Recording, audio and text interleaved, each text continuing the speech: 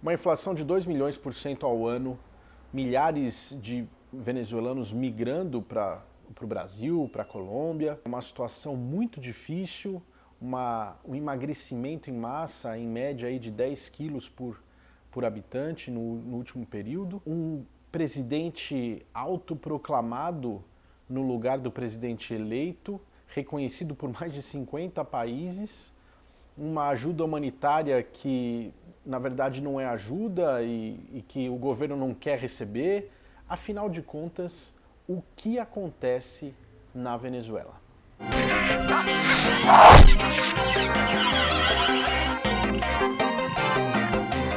Saludos revolucionários!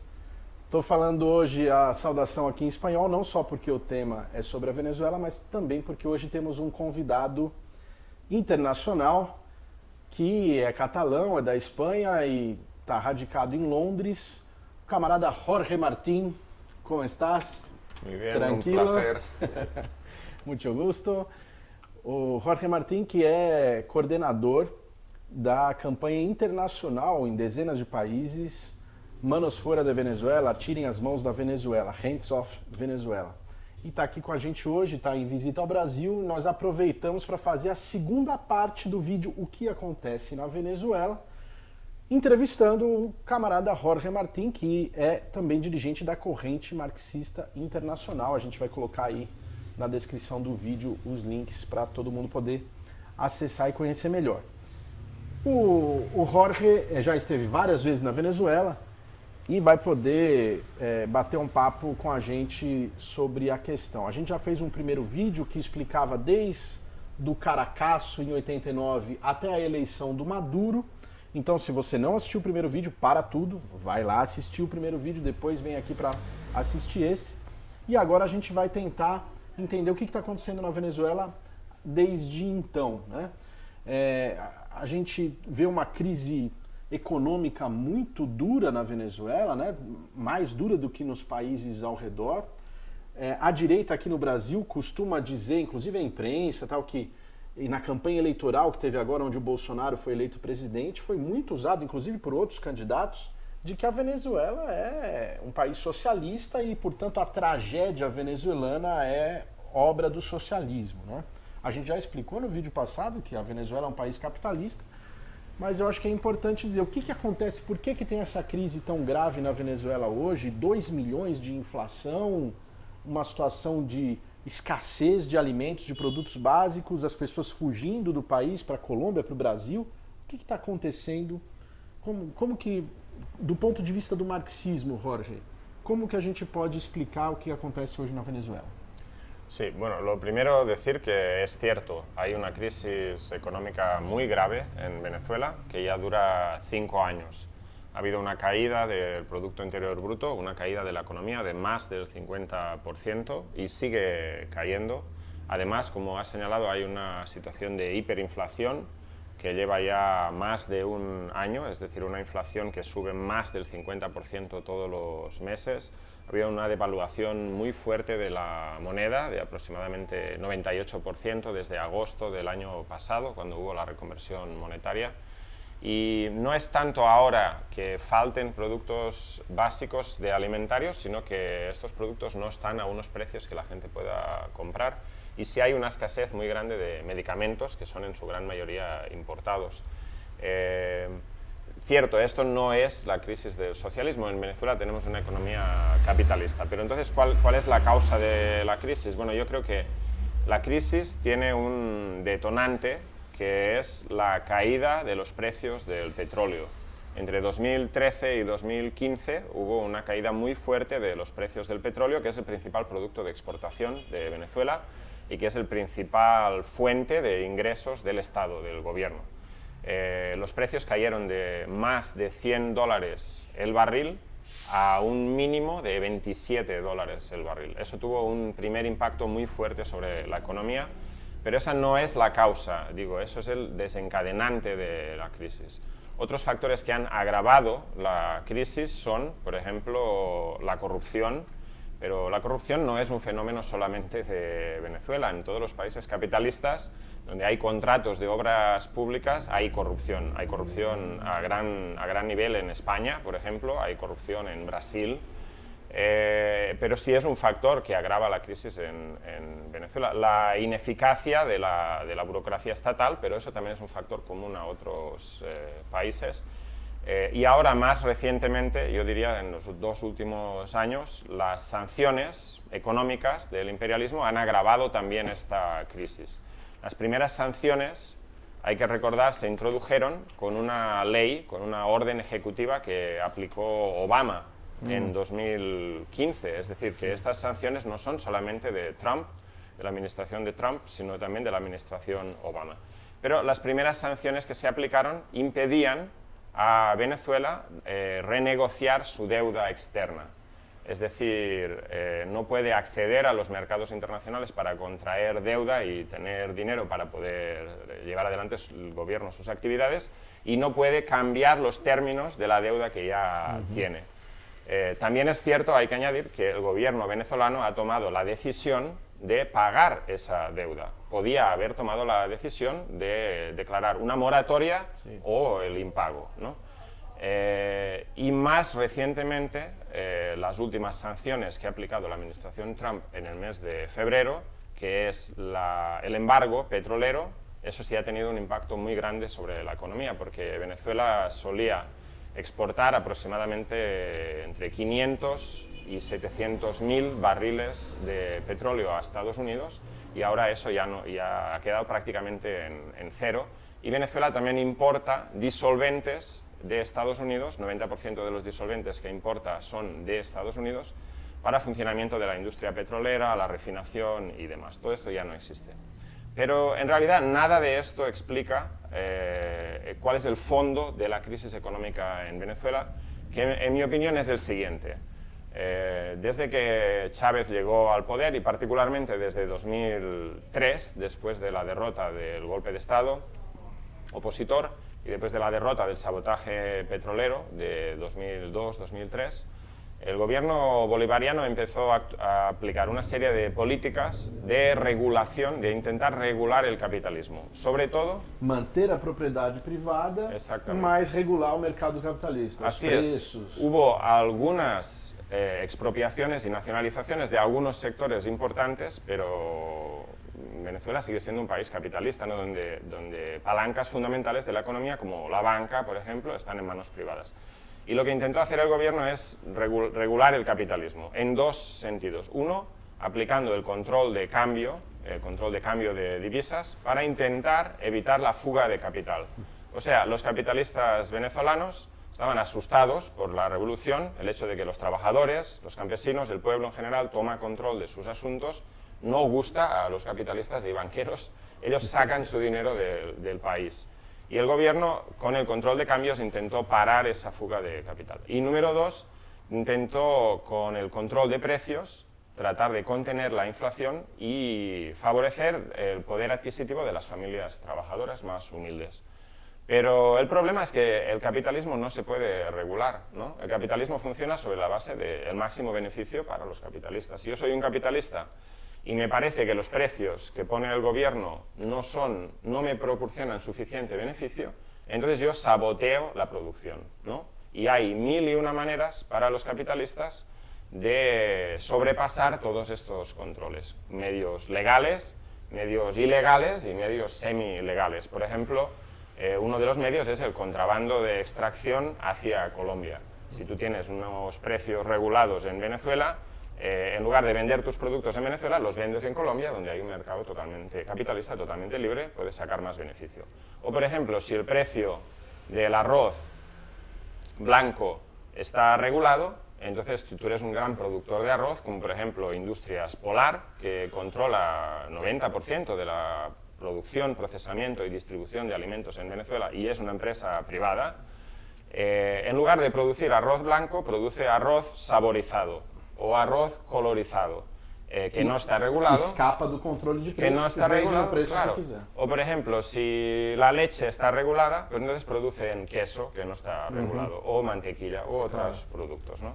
Y con el control de cambios pasa lo mismo. Hay mil y una maneras en que los capitalistas venezolanos especulan con las divisas, devalúan artificialmente el precio del bolívar y siguen sacando sus dineros del país. Por ejemplo, el gobierno durante mucho tiempo entregaba dólares que entran en el país por la renta petrolera, por la venta de petróleo, que es estatal, entregaba ese dinero, esos dólares, a un precio preferencial para los capitalistas que estaban implicados en la importación de materias primas, insumos para la producción.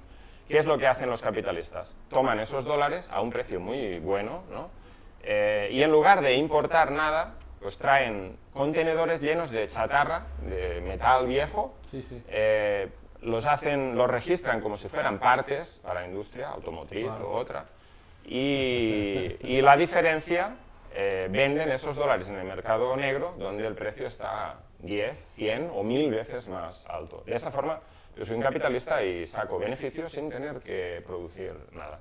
Entonces, eso sucedió durante todos estos años. Y lo que demuestra es que, a pesar de que el gobierno tenía una intención honorable, ¿no?, de proteger las familias trabajadoras, impedir la fuga de capital, el capitalismo no se puede regular.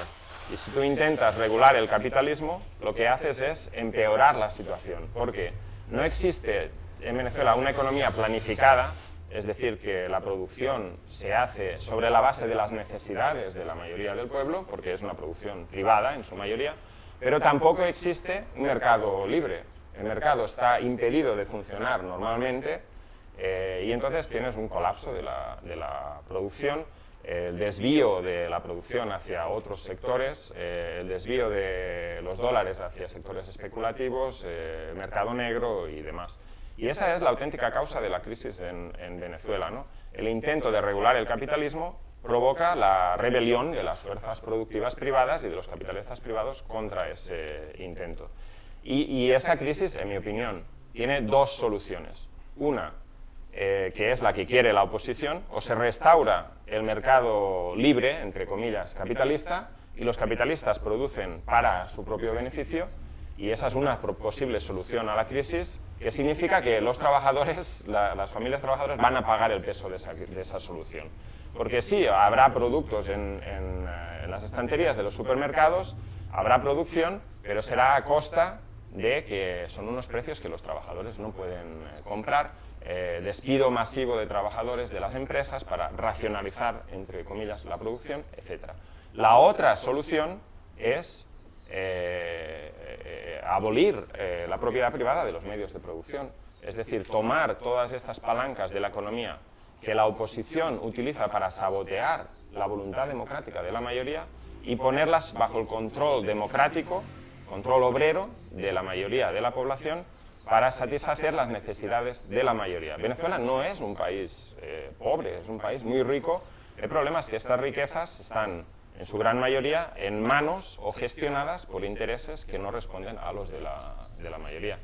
El problema es que el gobierno, esa es mi opinión, ¿no?, el gobierno bolivariano ha estado utilizando una política que no es ni la una ni la otra, haciendo más concesiones al sector privado que lo utiliza para seguir saboteando la economía. Hacer llamamientos al sector privado para que produzcan, cuando eso ya lo hemos visto durante 10 o 15 años, que no ha funcionado. Es una política que no ha funcionado y que agrava la situación de crisis económica del país. Certo, Jorge. Você estava falando, né, que o Maduro, o governo venezuelano está numa crise, pelo menos desde quando os preços do petróleo caíram, ali em 2014, mais ou menos. Antes disso, o governo Chávez tinha índices muito bons, inclusive econômicos, né? E índices, em geral, muito bons. Mas mesmo durante o governo Chávez, houve crise de escassez. Aquela escassez antes do governo Chávez, ela era mais provocada por sabotagem direta de setores da burguesia? Como que você vê isso? Sí, así es. De hecho, durante todos estos años, donde hubo escasez también, se dieron operaciones de la Guardia Nacional que iban a galpones, a almacenes de propiedad privada, donde había enormes cantidades de comida almacenadas para retirarla del mercado, para artificialmente subir los precios. Entonces es lo mismo que explicábamos antes, desde el punto de vista del capitalista privado, si el precio regulado que marca el gobierno no le da suficiente beneficio, prefiere venderlo en el mercado negro o exportarlo a otro país.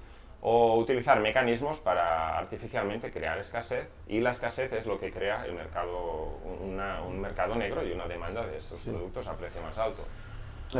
Essa situação de crise, então, nós temos agora, portanto, quase 20 anos aí de governo bolivariano, né, do Chávez e do Maduro, aonde a crise ela está solapando o país nos últimos 5 anos, praticamente, né? Ou seja, teve 15 anos aí de uma experiência de um governo que não implantou o socialismo no país, mas um governo fruto de uma revolução, né, expressão de uma revolução, e que, portanto, fez avançar uma série de coisas. A gente falou aqui no primeiro vídeo das missões sociais, etc. Agora, ao mesmo tempo, esse governo, o chavismo acabou sofrendo derrotas eleitorais, né? No primeiro vídeo a gente chegou nem a falar, mas se não me engano em 2007 teve um referendo sobre a reforma constituinte que o Chávez perdeu, por pouco, mas perdeu. Em 2015, aliás, o Maduro foi eleito quase, né, bem apertada a eleição do Maduro, com menos de 51%, né, em 2013. Em 2015, a gente vê aí a derrota do PSUV, dos chavistas, para a Assembleia Nacional, para a eleição dos deputados, né? Lembrando que o Chávez, a nova Constituição que o Chávez propõe, aprovada em 99, ela eliminou o Senado na Venezuela. A Venezuela antes funcionava igual no Brasil, tinha um Senado e uma Câmara Federal, uma Câmara de Deputados. Essa nova Constituição eliminou o Senado e hoje o que existe na Venezuela é só uma Assembleia Nacional, que é o Congresso venezuelano, são só deputados, que é o que legisla no país. Em 2015, a oposição de direita não boicota as eleições, vai e ganha. Isso acontece porque existiu um crescimento eleitoral da direita ou foi mais o chavismo que não conseguiu manter a sua votação? Como que você analisa isso? Sí, esas fueron realmente la primera derrota electoral en una elección parlamentaria del chavismo. Y fue muy significativo. Yo creo que fue el resultado del inicio de la crisis económica y de un descontento cada vez más grande entre la base del chavismo, que veía que ese gobierno, no que el gobierno fuera causante de esa crisis, sino que el gobierno era incapaz o impotente o no quería, no sabía cómo resolver esa crisis. Y eso se puede ver claramente en las cifras electorales. No hay una transferencia grande de votos del chavismo a la oposición se mantiene más o menos los mismos votos con un pequeño aumento, pero hay una caída fuerte de los votos del chavismo en todas las zonas más tradicionalmente chavistas, ¿no? Donde sigue ganando el PSV, la opción bolivariana, pero con un porcentaje de votos mucho menor. Así que está claro que hay una abstención que es el resultado de la desilusión de sectores que siempre habían apoyado tradicionalmente al chavismo, entre los trabajadores, el pueblo pobre, de los barrios de la capital, de sectores populares, que dejan de votar por el chavismo y se abstienen en esa elección. Y la oposición gana una representación muy grande en la Asamblea Nacional, una representación más grande que los votos porcentuales, que le lleva a una mayoría de casi 2/3 de la Asamblea Nacional. Faltaram 2 ou 3 deputados, Sim, né, sim. para 2/3. E a oposição várias vezes chegou a boicotar as eleições, aí agora ela participa, ganha, agora em 2018 boicota de novo, ou seja, parece que não existe uma unidade na oposição de direita na Venezuela em como enfrentar o governo de esquerda.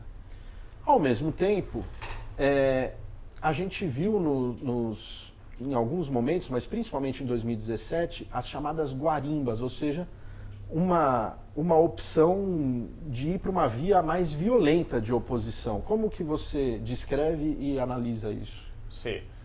Primero decir que la oposición, cuando ellos pierden una elección, siempre dicen que ha habido fraude, ya desde el año 98.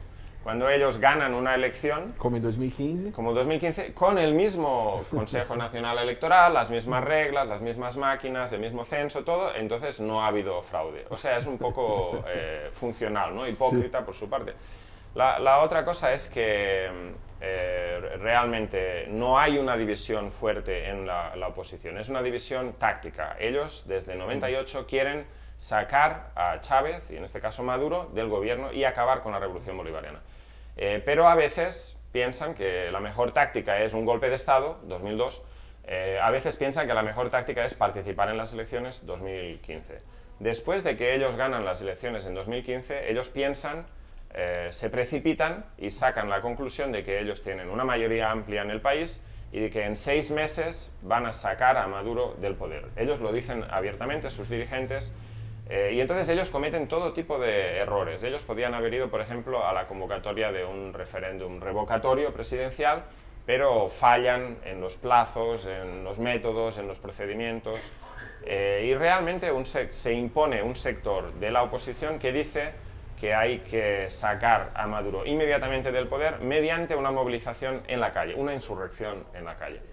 Ya en el año 2014 hubo una primera guarimba y después una segunda guarimba en 2017. ¿Qué queremos decir con guarimba? No queremos decir un proceso de manifestaciones más o menos combativas en la calle, ¿no? Sino un proceso de movilizaciones violentas que no solamente atacan a la fuerza pública, sino atacan edificios oficiales, por ejemplo. Se quemaron edificios de las misiones educativas, universidades que había creado la Revolución Bolivariana, complejos de viviendas de la misión Vivienda. Y activistas chavistas fueron muertos. Y también personas, simplemente por el hecho de ser chavistas, son atacadas, ¿no?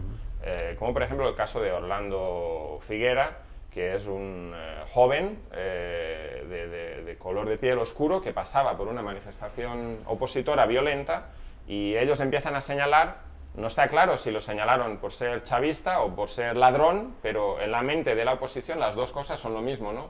Una persona de piel oscura, negro, tiene que ser ladrón y chavista al mismo tiempo, ¿no? Hay una correlación entre la división de clase, la división racial y el odio racista de un sector importante de la oposición. Pero digo, son manifestaciones muy violentas que... Y este fue muerto, ¿no? Este murió por sus heridas. Entonces a esta persona le atacaron, Orlando Figuera, le rociaron con gasolina y le prendieron fuego. Y murió al cabo de unos días de sus heridas. Hubo otros casos parecidos, ¿no? Por ejemplo, había una mujer de origen chileno, pero que llevaba mucho tiempo viviendo en Mérida. Esse tipo de guarimbeiro, ou seja, de ativista das guarimbas, é que agora defendia que o Maduro deveria receber a ajuda humanitária dos Estados Unidos. Sí, porque en realidad Eles são os humanistas. Juan Guaidó era uno de los dirigentes de esa guarimba en 2017 Que y colocava también fogo nas pessoas. 2014. Por ejemplo, esta guarimba también en el 2017 incluía el hecho de que un oficial de la policía, Óscar Pérez, secuestró un helicóptero militar, sobrevoló Caracas y disparó contra varios edificios oficiales con este helicóptero militar. Finalmente este tipo murió en un enfrentamiento con el ejército, pero una persona que en cualquier otro país, ¿no? En Brasil o en Estados Unidos, en España, una persona secuestra un helicóptero militar, dispara contra edificios oficiales, ¿cómo se describiría a esta persona? Terrorista, ¿no? Sí, claro. En cambio, en Venezuela y por parte de la administración de Donald Trump, esta persona es descrita como un luchador por la libertad, un mártir que murió defendiendo la libertad de Venezuela, ¿no? Es la hipocresía, la doble cara de ellos, ¿no? Y decía una persona, una mujer de origen chileno que vivía en Mérida, ella estaba tratando de abrir paso de su comunidad, una comunidad popular, pobre. Habían puesto los opositores una barricada para que nadie pudiera salir. Ellos estaban limpiando la barricada para poder ir a trabajar y francotiradores opositores dispararon y mataron a esta persona de un tiro en la cabeza. Y hubo muchos ejemplos así, ¿no? Ese es el tipo de oposición que estamos hablando, que se supone que en Venezuela defiende los derechos humanos y la democracia y la libertad, ¿no? Entonces, bueno, estas guarimbas no tuvieron éxito, sobre todo porque ellos no lograron ganar para esa protesta violenta a ningún sector de la clase trabajadora y de los pobres, ¿no? Son guarimbas que están totalmente concentradas en los barrios de clase media o clase media alta del este de la capital y de otras ciudades, ¿no? Es como si en Londres, por ejemplo, hubiera una protesta violenta que se concentra no en los barrios pobres, digamos, de Hackney o Tower Hamlets, sino que se concentra en Chelsea o en Hampstead, en el oeste de Londres. Pues es igual, en Caracas hay una división geográfica y clasista, y las guarimbas eran principalmente de sectores de clase media alta, en algunos casos también pagando a elementos de criminales y del lumpen para llevar adelante las actividades más violentas.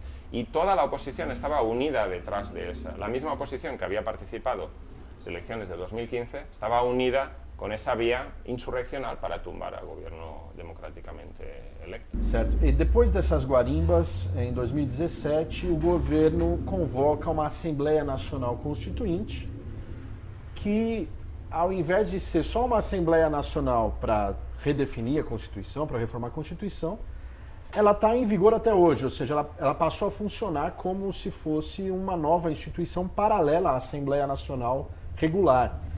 E a oposição boicotou as eleições, então só tem deputados constituintes de esquerda, digamos assim, do PSUV a maioria, mas outros de esquerda também. Então hoje na Venezuela a gente tem duas assembleias, uma Assembleia Nacional Regular comandada pela direita, com a maioria da direita, e uma outra Assembleia Nacional Constituinte que é comandada pelo governo, pela esquerda. ¿Cómo que eso es posible? Sí, la Asamblea Nacional Constituyente, que se hizo a mitad de 2017, tuvo una participación muy grande, porque mucha gente del chavismo lo que querían era volver al chavismo que era representado por la participación popular. Y entonces esta Asamblea Constituyente permitía la elección de diputados por las comunas, por los trabajadores y todo. Entonces hubo una participación grande, creo que fue de 6 millones de personas, votaron en esa elección, pero la oposición decidió boicotear. ¿Por qué? Porque ellos estaban todavía en la vía insurreccional de las guarimbas, que se terminaron en agosto de 2017, después de la Asamblea Constituyente. Hay que tener en cuenta que esta oposición, que se llama democrática, llamó a impedir físicamente la votación de la Asamblea Constituyente. Sí. En algunos casos la gente tuvo que sortear barricadas, pasar por ríos y valles para poder ir a votar, ¿no? Sí, yo me lembro de relatos de personas que no consiguieron votar, inclusive, ¿no? Y ellos trataron de destruir los centros de votación, destruir las máquinas electorales y todo. Pero en realidad, después de que la Asamblea fue elegida, con más de 6 millones de personas participando, la guarimba colapsó. ¿Por qué? Porque mientras que los dirigentes opositores estaban llamando a tumbar el gobierno inmediatamente, lo que las bases opositoras no sabían es que esos mismos dirigentes por detrás estaban negociando con el gobierno. Cuando las bases opositoras supieron que habían sido traicionados, porque los mismos que decían que no hay que hablar con el gobierno, que hay que tumbar este gobierno, hasta el sábado hay que tumbar el gobierno, estaban hablando con el gobierno, estaban negociando con el gobierno, ¿no? Era una traición. Entonces la gente desapareció de las calles, la gente opositora. Traición de Maduro también, ¿no? Sí, las dos partes, claro, ¿no? Claro. Entonces, bueno, la guarimba se terminó y había la Asamblea Nacional Constituyente. Pero hay otro factor, ¿no? Que es que la Asamblea Nacional, que tiene mayoría opositora, fue elegida en 2015, está en desacato. Sí. Eso quiere decir que está fuera de la ley. ¿Por qué motivo está fuera de la ley? Eso es importante explicarlo. Cuando fue la elección en 2015, hubo irregularidades en la elección en el estado de Amazonas, donde se eligen 3 diputados, ¿no? De esos 3 diputados, 2 eran opositores y 1 chavista. El Consejo Nacional Electoral de Amazonas declaró que había habido irregularidad en esa elección y que esa elección se tenía que repetir. Pero la Asamblea Nacional opositora se negó a repetir eso y juramentó a los 2 diputados opositores que habían sido elegidos por Amazonas. El Tribunal Superior llamó 2 veces, en enero de 2016, en agosto de 2016 y luego en enero de 2017, llamó a la Asamblea Nacional a cambiar su decisión y permitir la elección nuevamente en un solo estado. De estos 3 diputados. Que elige 3 diputados, ¿no? Entonces, ellos se negaron porque ellos pensaban que iban a sacar a Maduro inmediatamente. Y desde ese entonces que la Asamblea Nacional fue declarada en desacato de la ley y cualquier decisión que tome no es legal. Y entonces por eso hay como esta dualidad de poderes, digamos. Pero bueno, aparte de la cuestión puramente formal, legal, lo cierto es que en Venezuela hay un conflicto entre 2 poderes, ¿no? Un poder que tiene un cierto apoyo popular y otro poder que tiene otro cierto apoyo popular, no se puede negar. Y claro, esta lucha solamente se puede resolver en favor de uno finalmente o en favor de otro. Y hasta el momento que sigue en el poder es Maduro, ¿no? Aunque este Guaidó se autoproclamó.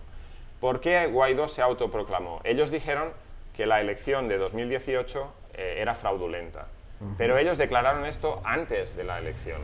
Cuando la mesa de negociación que hablábamos antes de República Dominicana anunció el adelanto de las elecciones, hubo un incidente allí, ¿no? Estaban ya a punto de firmar el documento de convocatoria, oposición y gobierno, y la oposición recibió una llamada de Colombia y una llamada de Estados Unidos, en que les dijeron: no podéis participar en esta elección. Lo que vamos a hacer es que vamos a declarar esta elección no válida y entonces vamos a proclamar a alguien en enero de 2018, que es cuando empieza el nuevo mandato de Maduro de esa elección de mayo. Vamos a proclamar a alguien y vamos a salir de Maduro de esa forma. O sea, ellos decidieron conscientemente no participar en la elección. Pero un sector de la oposición sí participó. De hecho, hubo 3 candidatos opositores, pero uno importante, que es Henry Falcón, que tenía el apoyo de 3 de los partidos de la Mesa de Unidad Democrática, que es el principal organismo opositor. Esas elecciones fueron revisadas, supervisadas por observadores internacionales dirigidos por José Luis Zapatero, el expresidente español que mencionamos antes, que no es un tipo revolucionario, anticapitalista ni nada, ¿no? Y él dijo que esas elecciones habían sido libres y democráticas. Y bueno, si tú lo ves, por ejemplo, obviamente Maduro ganó con una mayoría muy amplia, porque la oposición se abstuvo. Pero si tú cuentas los votos de Maduro respecto del total del censo electoral, fueron más del 30%, creo que fue 31 y algo por ciento. Si tú miras el porcentaje que, por ejemplo, Donald Trump sacó en Estados Unidos, a pesar de que no ganó el voto popular, ¿no? Pero sí. El porcentaje que sacó sobre el total del electorado es menos. El porcentaje que sacó Duque en Colombia sobre el total es menos. El porcentaje que sacó Piñera en Chile es menos. El porcentaje que sacó Macri es menos. El porcentaje que sacó Bolsonaro es parecido. Un poco más. Sí. Parecido, un poco más, 39. Creo que sí. Pero más o menos por ese nivel. Entonces, aunque la oposición, un sector importante, no participó, no se puede negar que un 31% del electorado total votó por Maduro. Y entonces eso era parte de un plan. No es que Guaidó el día 23 de enero se despierta por la mañana y decide proclamarse, ¿no? Él en diciembre de 2018 había ido a reuniones en Washington, en el Grupo de Lima, en el que le dijeron: si tú te proclamas, nosotros te reconoceremos y con eso vamos a provocar una división en las Fuerzas Armadas, un golpe contra el presidente democráticamente electo y vamos a tener un nuevo presidente. Você acha que foi importante a eleição do Bolsonaro no Brasil para tomar a decisão de fazer isso agora em janeiro? Sí, yo creo que sí, porque se ponían todas las piezas juntas, ¿no? Bolsonaro en Brasil, Macri en Argentina, que llevaba ya un año o más, Duque en Colombia, todos presidentes de derechas muy comprometidos con la idea de acabar con la revolución bolivariana, y Trump en Estados Unidos. Todas esas fuerzas se ponen juntas y ellos pensaban que simplemente con una declaración fuerte, institucional, de 50 países que reconocen al nuevo supuesto presidente, que eso provocaría una división en las Fuerzas Armadas, es decir, un golpe militar contra Maduro. Pero no sucedió así. Não aconteceu assim, e a provocação, que foi a suposta ajuda humanitária, foi um fracasso também, né? Você pode falar um pouco disso pra gente? Sí, ellos habían puesto el día 23 de febrero como otra fecha clave para este intento de golpe. Porque esto es un intento de golpe. Cuando tú tienes presidente de un país extranjero que llama a los militares a desconocer el presidente electo, eso es un golpe, ¿no? Un intento de golpe. El 23 de enero se suponía que los Estados Unidos iban a forzar la entrada de ayuda humanitaria por la frontera en Colombia y por la frontera en Brasil también, ¿no? Y eso fracasó totalmente. Fracasó totalmente porque, bueno, no pudo entrar la supuesta ayuda. La ayuda humanitaria no era tal, ¿no? La idea era de provocar un incidente que lleve a los militares en Venezuela a rebelarse contra el gobierno, ¿no? Y a desafiar la autoridad del gobierno de Maduro sobre la soberanía nacional, ¿no? Las fronteras del país. Y ellos inventaron todo tipo de historias. Por ejemplo, dijeron, estaban los titulares de toda la prensa, Maduro ordenó quemar la ayuda humanitaria. Sí, sí. Eso era un casus belli, ¿no? Incluso Marco Rubio dijo, el senador Marco Rubio de Estados Unidos dijo que eso era contra la Convención de Ginebra de la ayuda humanitaria y que era motivo para intervención militar, ¿no? ¿Y qué pasó en realidad? Después se descubrió que lo que había pasado es que los propios opositores, tirando cócteles Molotov contra la Guardia Nacional Bolivariana que cerraba la frontera, accidentalmente incendiaron uno de los camiones de la ayuda. Incluso el New York Times, que no es un periódico bolivariano, ¿no? New York Times apoyó el golpe de 2002. Hizo una investigación y dijo, todos los vídeos demuestran que así fue como pasó. Los opositores quemaron la ayuda humanitaria. Eso es una advertencia porque es una mentira abierta, que ellos sabían que era mentira y lo dijeron, los medios, la administración de Estados Unidos, la administración... Entonces, cualquier cosa que ustedes vean en los medios de comunicación sobre Venezuela, sométanlo a la crítica y a la duda, porque si ya nos han mentido tantas veces... E a gente pode acusar o Maduro de muita coisa, de negociar com a direita, de buscar o tempo todo um acordo com essa oposição que quer a cabeça dele, que quer acabar com a revolução, mas não dá para chamar ele de burro, né? E seria uma burrice muito grande, uma estupidez enorme ele queimar a ajuda humanitária, ele estaria dando um tiro no pé.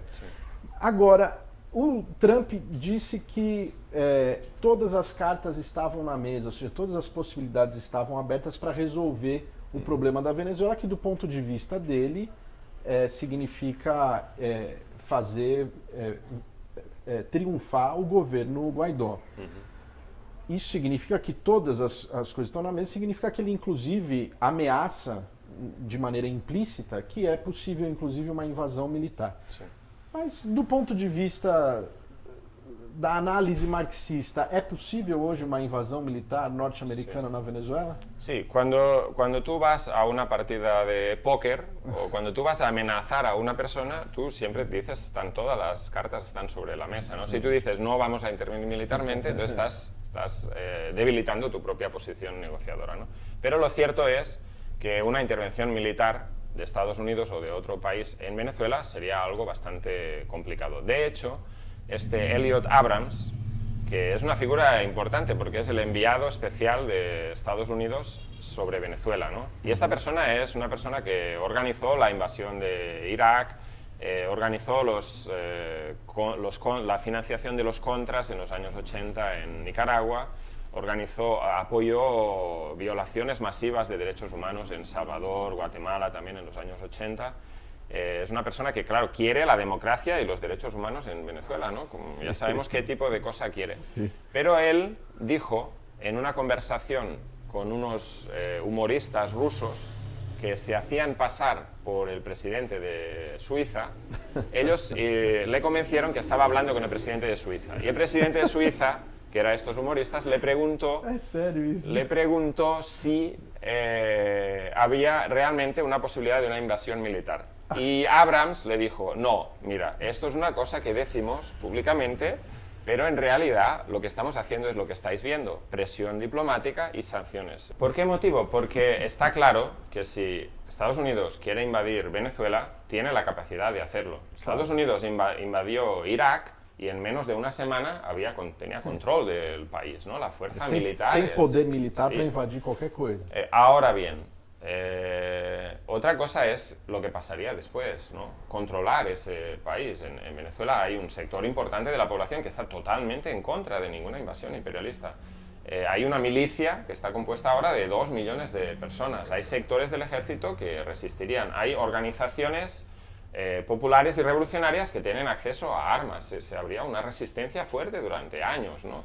Sería E dentro dos Estados Unidos tem uma população latina grande que poderia ficar contra. Y además, la población de Estados Unidos está cansada de aventuras militares extranjeras. Ya tuvieron la guerra de Afganistán, la guerra de Irak, que todavía no han terminado de resolver, que han costado vidas humanas de Irak, pero también de Estados Unidos, costado dinero en Estados Unidos. No hay un ambiente para una invasión de ese tipo. Entonces, muchos estrategas y funcionarios de la administración Trump lo que realmente querían era, sí, una intervención militar de algún tipo, ¿no?, que fuera dirigida o que al frente estuvieran países latinoamericanos, para no causar una impresión tan mala de Estados Unidos invade un país, ¿no? Entonces trataron de convencer a países latinoamericanos del Grupo de Lima para que ellos fueran los que tomaran la iniciativa. Pero eso no funcionó tampoco, ¿no? Piñera en Chile dijo que ellos estaban en contra de una invasión. Paraguay también estaba en contra. Y dentro del propio gobierno de Bolsonaro, aunque Bolsonaro dijo que sí, pero el vicepresidente dijo que no, y los militares dijeron que no. No porque los militares brasileños sean muy amantes de las reglas, la ley internacional y todo eso, sino porque ellos saben lo que eso significaría. Venezuela tiene una frontera muy amplia y poco patrullada con Brasil, y donde hay grupos armados. Eso sería un lío fuerte en Brasil, en Venezuela, etc. Y el único que estaba más a favor, que era Duque en Colombia, pues tampoco va a lanzarse a una invasión militar él solo, ¿no? O él solo con Estados Unidos. No. Entonces, realmente yo creo que es poco probable, pero no es descartable, porque claro, el intento de golpe ahora se ha desinflado, ¿no? No han conseguido ningún oficial con mando de tropas del ejército que se pase del lado de Guaidó. El golpe está parado por ahora. La reacción popular ha sido más fuerte de lo que ellos esperaban. Ha habido manifestaciones grandes, muy grandes, en defensa de Maduro, contra del imperialismo, ¿no? Porque una cosa es que mucha gente puede ser crítica del gobierno de Maduro, pero mucha gente, incluso críticos, no están a favor de una invasión imperialista. Hay un sentimiento antiimperialista muy fuerte en Venezuela que va más allá del apoyo. Que é o caso de nós. Nós somos muito críticos ao Maduro, mas completamente contra... Exactamente. Nosotros podemos tener muchas críticas de la política económica y otra política del gobierno de Maduro, pero no porque sea muy socialista, sino al contrario, porque no es suficientemente revolucionaria, ¿no? Porque hace concesiones a la oposición y todo esto.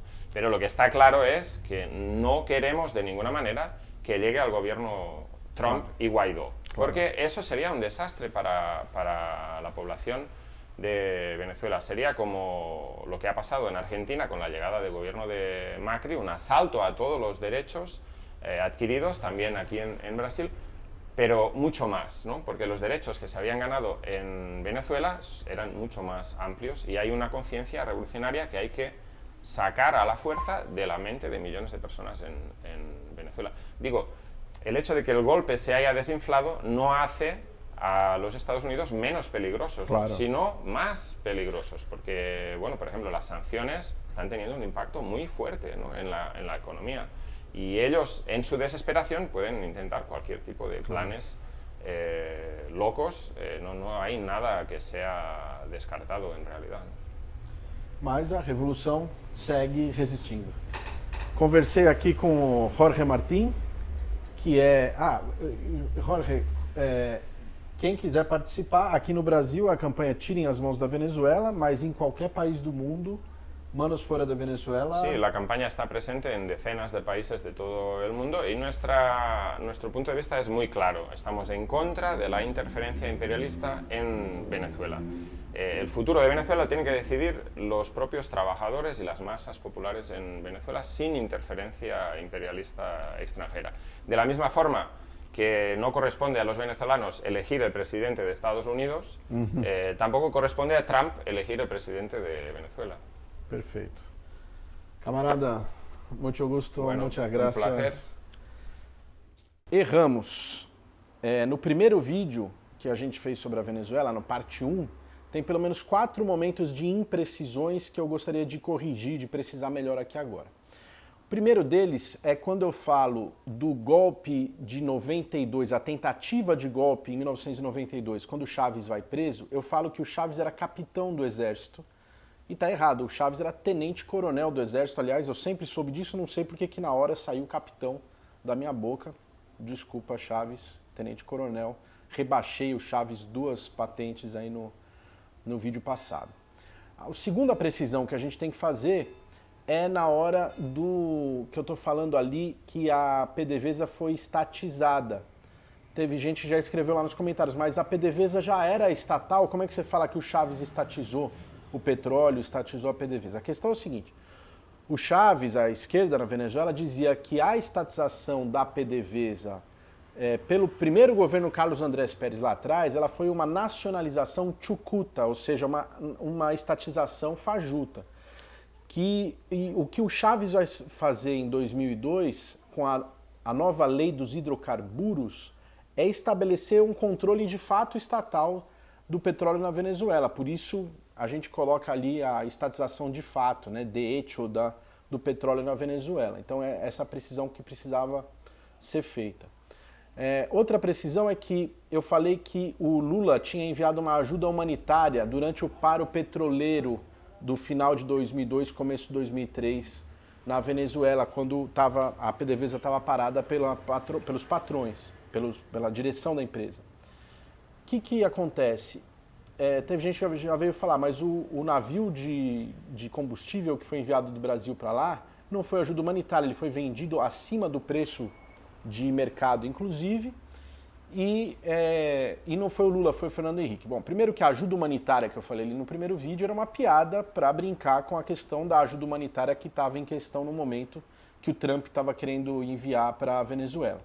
Claro que não foi a ajuda humanitária que o Lula fez, embora foi uma afronta à oposição venezuelana que não queria que o governo brasileiro ajudasse, mesmo vendendo acima do preço, gasolina para a Venezuela naquele momento, né? Foi uma afronta à oposição venezuelana o que o Lula fez. E foi o Lula que fez. Acontece que foi no dia 27 de dezembro de 2002 e o Lula só assumiria a posse no dia 1º de janeiro de 2003. Então foi uma medida assinada pelo governo do Fernando Henrique Cardoso, mas na verdade já do governo, da equipe de transição do Lula com o Fernando Henrique, um compromisso que o Lula assumiu com o Chaves e o Fernando Henrique concordou e assinou e mandou o petroleiro, mas já era o governo Lula que estava dando as cartas naquela véspera de Ano Novo ali. Por fim, a última precisão que precisa ser feita é que eu disse que não faltam remédios na Venezuela, que você recebe os remédios de graça, etc. Isso eu estava me referindo, talvez não tenha ficado claro, a 2010, quando eu estive na Venezuela, eu estava relatando que eu precisei e fui lá e você tinha os remédios gratuitos. Tá? Agora, com a escassez, com a crise de escassez, faltam remédios, não só produtos no mercado, mas também faltam remédios e tem um problema de escassez e de falta de remédios grave na Venezuela hoje também. Então, acho que essas 4 precisões, 4 correções aí para a gente fazer em relação ao primeiro vídeo. Se você gostou desse vídeo, clica no joinha, clica no sininho, mas também apoia a gente lá no Apoie-se, contribua para a gente poder fazer mais vídeos. Hoje a gente consegue fazer basicamente aí um vídeo por mês. Para a gente conseguir fazer vídeos com mais frequência, é preciso que você contribua lá no Apoia-se para a gente ter recursos para fazer isso, para a gente comprar os equipamentos, para a gente ter as condições de fazer. Inclusive você, que é de direita e que costuma mandar quem é de esquerda ir para a Venezuela e que nos escreve aí nos comentários do vídeo, vai para a Venezuela, vai para Cuba, por favor, contribui lá no Apoia-se, vê quanto custa uma passagem só de ida para Cuba ou para a Venezuela, contribui com esse valor lá que eu garanto para você que eu vou. Blá, blá. Blá, blá.